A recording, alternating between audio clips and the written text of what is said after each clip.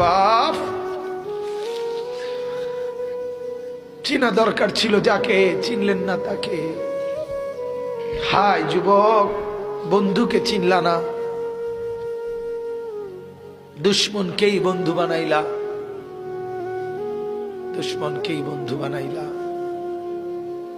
আপন বন্ধু যিনি তাকে চিনলা না, দুশ্মনকেই গ্রহণ করলা। চেহারায়, সুরতে, চলনে বলনে, আচারে উচ্চারণে বেঈমান যেভাবে সাজায় দেয়, তুমি তাকেই গ্রহণ করলা। হ্যাঁ, নবী পাক সাল্লাল্লাহু আলাইহি ওয়াসাল্লাম নফল নামাজে এত লম্বা সেজদা করতেন। আম্মা জান আয়েশা রাদিয়াল্লাহু তাআলা আনহা বলেন, মাঝে মাঝে মনে হতো নবী ইন্তেকাল করলেন কিনা, মারা গেলেন কিনা। এজন্য আমি নবীর পায়ের পিছনে তালুর মধ্যে এভাবে আঙ্গুল দিয়ে চাইতাম, মানে রেক দিয়ে বসাইতাম আর কি, যে জীবিত কিনা। এত লম্বা সেজদা দিতেন। হ্যাঁ বাজান, হযরতে সাহাবায়ে কেরাম বলেন নবীজি সেজদা দিতেন এত লম্বা আর কাঁদতেন। আহ নাসমাউ লাহু আজিরান কা আজিরিল মিরজাল। সাহাবীরা বলেন চুলার মধ্যে, ডেকচির মধ্যে পানি বসাইলে পানি যখন উতরাইয়া ডকডক করে, গরম পানি ডকডক করে না, এরকম ডগবগে আওয়াজ যেভাবে করে, আল্লাহর নবীর কলিজার কলবের ভিতর থেকে আমরা কান্নার এরকম ডগডগে আওয়াজ শুনতাম। সেজদার কান্না। আল্লাহর নবী এভাবে কাঁদতেন, নবী এভাবে কাঁদতেন। আম্মা জান আয়েশা বলেন একদিন রাত্রিবেলা নামাজে দাঁড়াইছে, তাহাজ্জুদে এক রাকাতে মাত্র দাঁড়াইছে নবীজি। আয়েশা রাদিয়াল্লাহু তাআলা আনহা বলেন আর সেজদাও করে নাই, আর রুকুও দেয় নাই।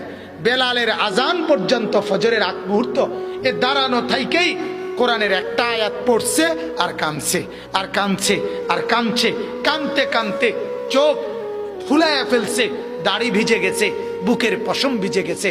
আম্মা জান আয়েশা বলে তাওয়াররামাত কাদামাহু, দুইটা পাও ফুলে ফুলে গেছে।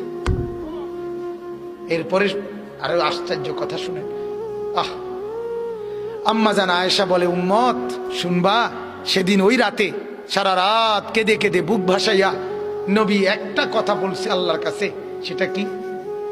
তো আয়েশা রাদিয়াল্লাহু তাআলা আনহা বলেন সেটা শুধুই কেবল এই উম্মতের জন্য নবী কাঁদছে।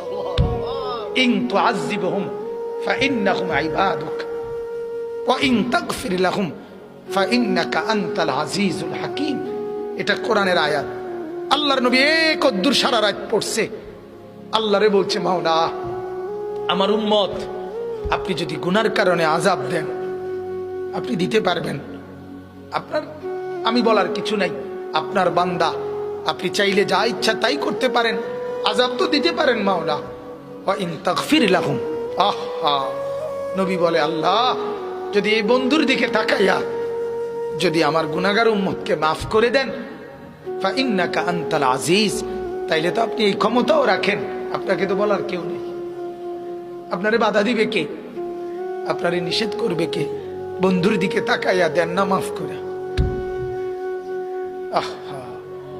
আমরা কিতাবে পড়ছি বাজান, ওই যে একটু আগে বললাম আল্লাহ পাক যাদেরকে একবারে কাছে বসাবেন তা করে কি বলে মনে আছে নি?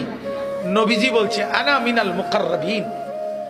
নবীজি বলছে ও উম্মত, আল্লাহর ঘনিষ্ঠ জনদের মধ্যে সর্বপ্রথম সবচেয়ে ঘনিষ্ঠ হব আমি মুহাম্মদ। হাসরের ময়দানে মাওলা আমার জন্য আল্লাহ তার সিংহাসনের পাশে আবার আমার জন্য আসন নির্ধারণ করবেন বসে বসে। তা আল্লাহর নবীকে আল্লাহ তাআলা বলবেন বন্ধু এই আসনে বসেন।